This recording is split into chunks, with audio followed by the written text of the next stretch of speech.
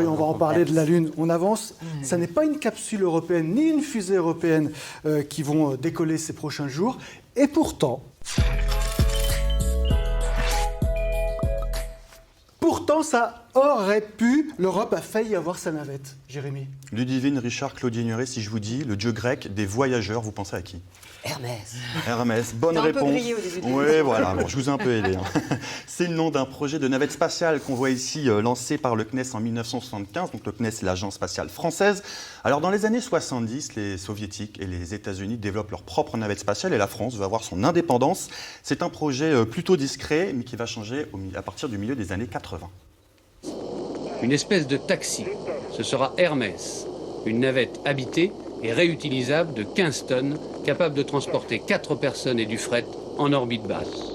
Ces missions, réaliser des expériences scientifiques ou encore réparer des satellites, elles devaient aussi desservir Columbus, une éventuelle future station européenne qui deviendra un module de l'ISS. Alors le papier, c'est beau, mais ça coûte de l'argent et le CNES ne l'a pas. Alors la France se tourne vers l'ESA, l'Agence spatiale européenne, et ses 13 pays membres. L'Allemagne et l'Italie disent d'abord non pour des raisons budgétaires et préfèrent collaborer avec les États-Unis.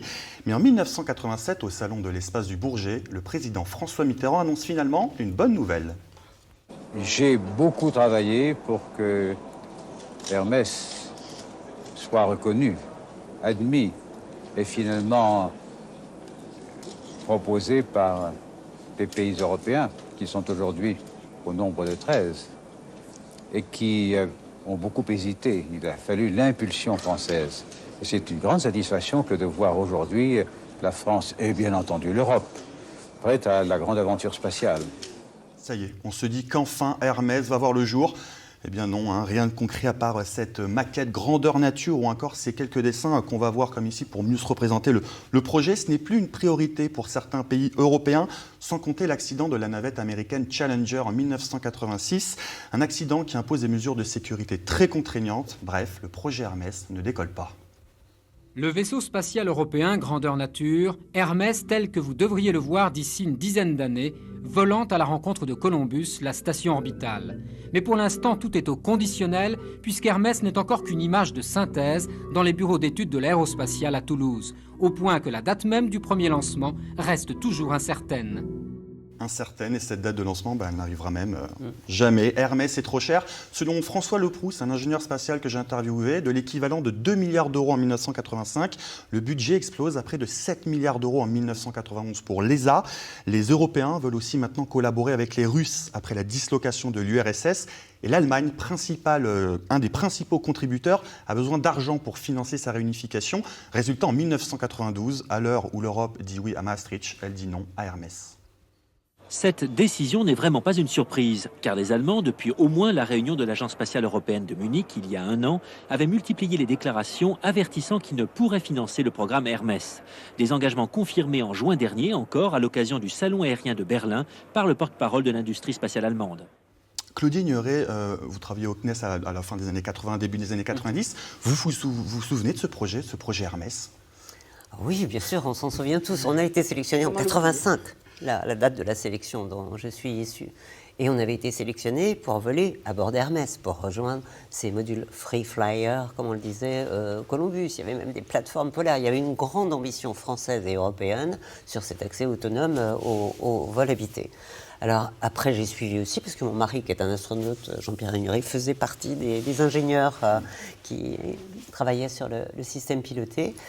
C'était compliqué sur le plan technique, parce que vous l'avez vu, c'est un avion avec des ailes au sommet de la fusée Ariane, donc c'est pas ce qu'il y a de plus simple. Vous avez rappelé l'accident de Challenger et effectivement la nécessité d'assurer le sauvetage de l'équipage après cet épisode terrible. Et donc, sur le plan technologique, ça devenait très très compliqué, très lourd. On avait tellement de systèmes qu'on n'avait presque plus de charge utile. Au départ, il y avait 6 membres d'équipage, on était arrivé à 3 membres d'équipage. Et puis les contraintes budgétaires, vous l'avez rappelé. Donc de la techno et du budgétaire qui n'étaient plus.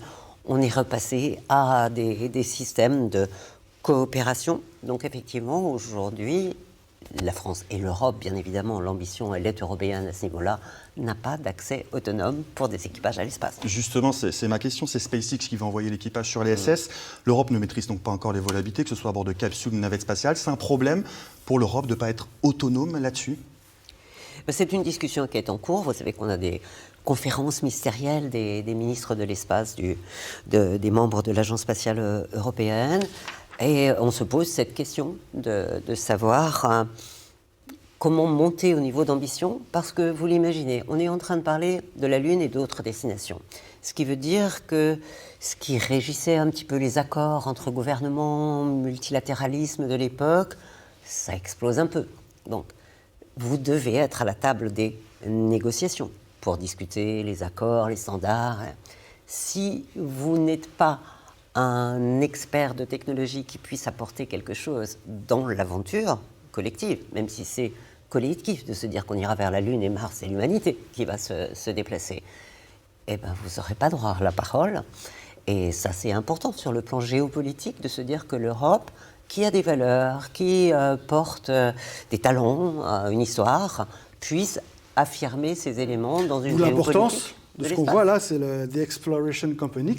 C'est un projet européen. C'est une nouvelle capsule qui, on l'espère, va aboutir. C'est la France et l'Allemagne qui développent cette capsule, la plus grande capsule du monde. C'est avec l'Agence spatiale européenne, bien sûr, une très belle capsule. Pour l'instant, on est au prototype, mais ça va voler bientôt. Qui, au départ, est une capsule qui va porter du fret et non pas des équipages, à porter et à ramener, ce qui donne de l'autonomie et de la souveraineté dans l'accès et le retour des expériences et des échantillons qu'on peut ramener. Avec l'idée, la décision n'est pas prise encore, de la transformer pour un vaisseau qui pourrait emmener des équipages. Eh bien justement, peut-être que cette capsule va nous emmener sur la Lune, Claudie Hénéré.